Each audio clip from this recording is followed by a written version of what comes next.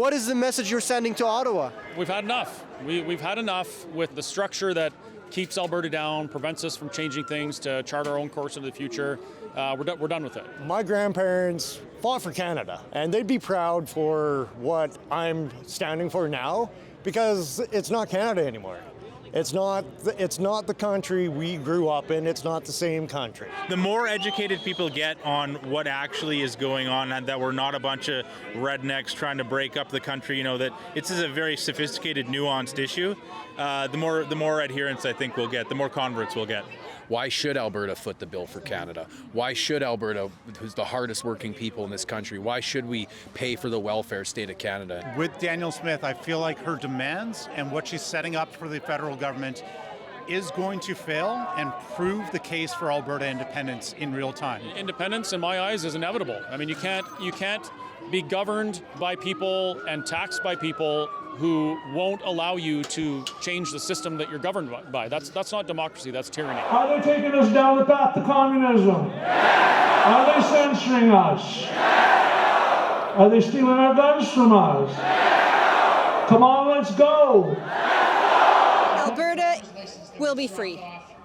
Alberta doesn't need them, we don't want them, and that's the way it's got to be. Essentially, like many here, we're wanting more personal sovereignty, less government in our lives, and I think you look at how much it'll take to revise the Constitution, these 7 provinces plus 50% of the population, it's unlikely that change is going to happen even if Conservatives get in. Some of these policies like equalization didn't get any better under Stephen Harper. Like a Conservative government doesn't even always address Alberta's interests at a federal level. So the problem is not just the Liberal Party. No, I think it's woven into confederation. And first of all, you have the division of power not being respected between the provincial and federal jurisdictions. Then you've got some cultural differences in conjunction with the lack of proportionate representation, Senate representation, or even you have more judges from Eastern Canada with the language requirements. You have all these things that kind of stacks the East in a way that is not in alignment with Alberta's interests. Well, it's fundamentally not in the East's interest to allow Alberta to have more influence over its affairs. They're just looking all after themselves and stealing our prosperity out of Alberta.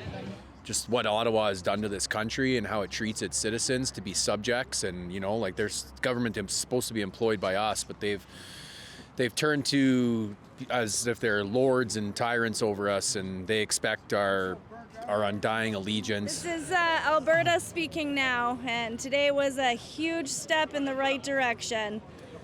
Peace out.